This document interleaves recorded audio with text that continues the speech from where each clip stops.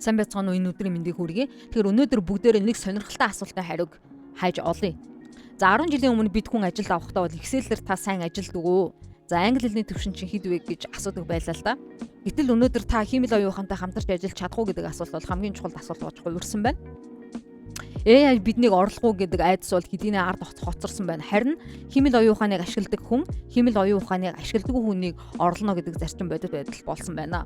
Тэгвэл компаниуд, за стартапууд, за ер нь ямар ч байгууллага энэ хиймэл оюун ухааны шинэ эрен үед яг ямар хүнийг эрдэн мэд хайж багтаа авах ёстой вэ? За энэ асуултын хариултанд хариулж шийдвүлээ энэ сэдвээр ярилцсан. Тэгэхээр та видео дуустал нь үзээрэй. Тэгэхээр өнөөдрийнхөө ярианд би зөвхөн таамаг биш дэлхийн томоохон судалгааны байгууллагуудын гаргасан дата болон бодит амьдралын жишээн дээр тулгуурласан гол 5 ур чадварыг онцлох гэж байна. За үүний нэгдэх ур чадвар нь юу вэ гэхээр дасан зохицох ур чадвар. Тэгэхээр дэлхийн эдийн засгийн форумын 2023 оны тайланд дурдсанаар бод ирэх 5 жил нийт ажилчдын ур чадварын 44% нь өөрчлөгдөх шаардлагатай болно гэж заасан байлээ. Тэгэхээр энэ юу гэсэн үг вэ гэхээр өмнө нь бид нэг мэрэгжил эзэмшиж түүгээрээ 20-30 жил хоолоо олж иддэг байсан бод одоо бол мэдлэгийн хадгалах хугацаа бол 5 жил хүрэхгүй болсон байна. Тиймээс танд би бүгдийг одоо мэддэгэ гэж хэлэх хүн биш. Харин би юу ч сурч чаднаа гэж хэлж чаддаг хүн л хэрэгтэй байх нь. Нэгсэндээ үнэхээр сурах чадвар өндөртэй хүн. За жишээ аваад үзье л да. Компанида нэг график дизайнер ажилд авлаа гэж бодъё. Хуучин бол Photoshop дээр гаргууд сайн, бусад одоо зургийн програмууд дээр маш сайн ажилладаг хүн байхад болцдог байсан. Харин одоо хиймэл оюун ухааны хэрэгслэд болон зургийн хиймэл оюун ухааны Midjourney, DALL-E гэх мэтийг ашиглаад 10 минутын дотор 100 концептыг гаргаад тэндээсээ одоо шилдэг санааг нь шүүж чаддаг. За шинэ гарч ирсэн AI хэрэгсэл бүрийг одоо 7 хоногийн дотор сурдаг. Ер нь сурах ур чадвартай хүн л танд хэрэгтэй гэсэн үг. За Harvard-ын бизнес ревюгийн судалгаагаар ер нь бол өндөр тасан зохицох чадвартай хүмүүс бол тодорхойгүй байдалд ерөөсөө стрессдэггүй байх нь байна. Харин ч одоо боломж гэж хардаг хүмүүс байдгаа гэж судалгааны үр дүн гарсан байлаа. Тэгэхээр та хүн ажилд авахдаа ийм асуулт асуугаад нэг үзээрэй. Та хамгийн сүүлд хизээ өөрийнхөө огт мэдэхгүй зүйлийг сурч маш богино хугацаанд сурч хэрэгжүүлсэн байл те. Ийм асуулт бол илүү тухайн хүнийг ямар сорилттой, хурдан ур чадварт, суралцах ур чадвартай эсэхийг бол тодруулж өгөх бах. За хоёр дахь ур чадвар нь юу вэ гэхээр шүмжлэл сэтгэлгээ байгаа. Тэгэхээр хиймэл оюун ухаан бол маш сайн гүйцэтгэгч. Гэхдээ бол бүх зүйлийг үнэн зөв хэлж өгөх боломжгүй. Магадгүй буруу хариулт өгч болох юм.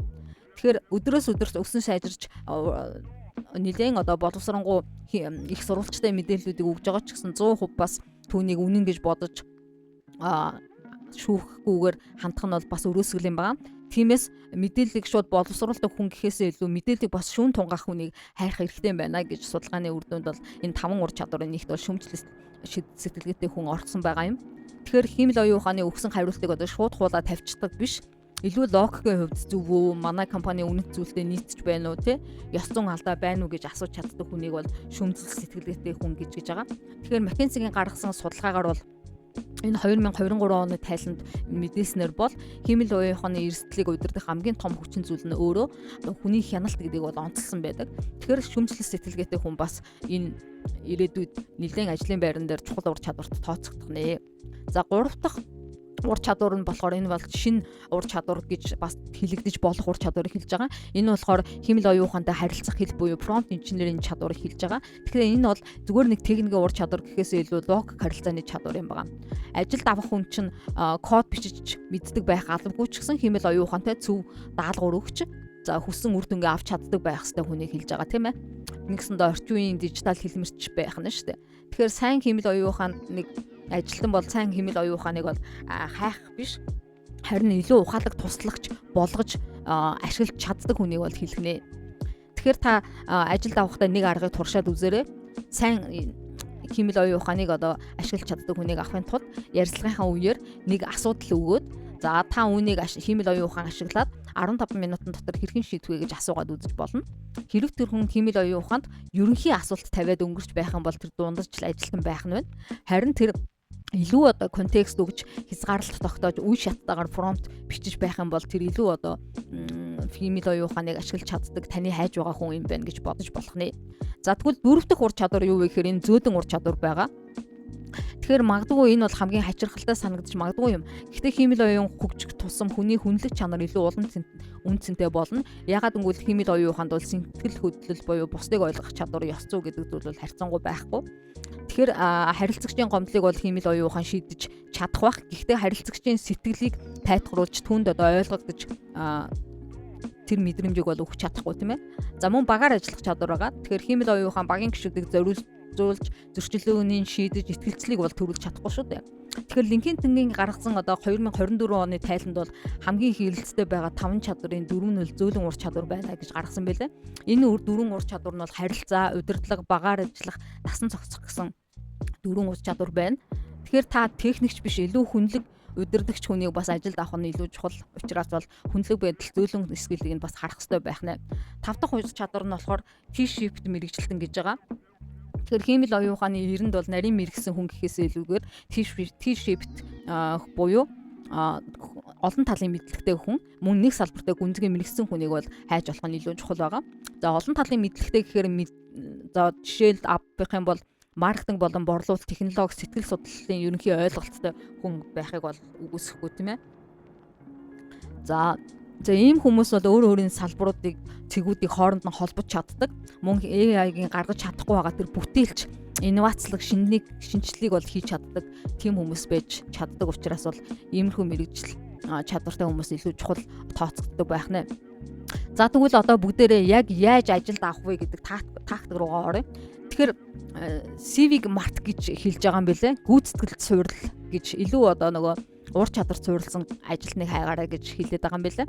Одоо хүн хаанд сурсан нь биш, яг одоо юу хийж чаддаг нь илүү чухал. За мөн одоо байгаа ур чадвар дээр түргэн хугацаанд суралцаж чадаж, шинэ ур чадвар, шинэ зүйлийг шуурч мэдж чаддаг байгаа нь илүү чухал гэдгийг бол өмнөх яриандаа онцлсан шүү дээ, тий. Тэгэхээр ярилцлага дээр илүү бодит кейс өгөөд үзээрэй гэсэн бэлээ. Жишээлх юм бол ингэж болно. Манай борлуулалт 20%-аар унцчлаа. Тэгэхээр чи AI-ыг ашиглаад маргааш өглөө өгөх шийдлийнх нь хувилбарууд, маркетингийн төлөвлөгөө, сошиал контентын санаануудыг боловсруулад иргэж даалгавар өгөө гэсэн байна. Тэгэхээр тэр хүн хиймэл оюун ухаанд хэрхэн ажиллаж чадж байгааг нь харах нь шүү дээ, тий. За ийм даалгавар бас байж болно гэж. Хоёрдугаарт нь болохоор сонирч зангийн үнэлэрэй гэсэн байлээ.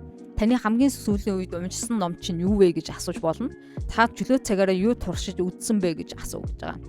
Тэгэхээр сониуч биш хүн бол хиймэл оюун ухааныг хурдан гүйцэж чадахгүй шүү дээ.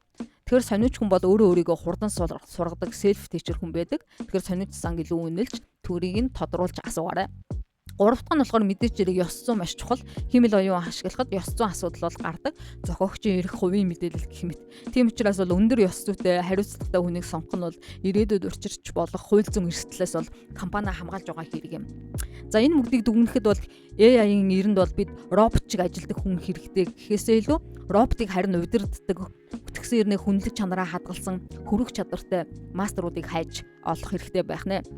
Тэгэхээр таны багт байгаа ажилтан өглөө ажилдаа ирэхдээ өнөөдөр ямар нэг хэвшил ажил хийн гэж боддог бол тэр ажилтан удахгүй хэрэггүй болох магадaltaй байх нь. Харин өнөөдөр би хиймэл оюун ухааныг ашиглаад ямар шинэ үн цэнтэй зүйл бүтээх вэ гэж бодож чаддаг хүн бол танай компаниг бол ирээдүйд хөтлөнө гэсэн үг байх нь. Тэгэхээр дэлхийн ертөнц бол өөрчлөгдөж байна. Технологи биш. Харин тэр технологиг ашиглаж байгаа хүн л ялагч болох нь байна. Тэгэхээр ажилд авах шалгуураа өнөөдрөөс шинчлээрэй гэж та бүхэнд хүсье. За энэ видео таалагдсан бол та subscribe даваараад лайк комент үлдээгээрэй. За мөн манай сургалтанд хамрахт бол доор description хэсэгт байгаа линкэн дээр дараад сургалтын минь сонирхорой.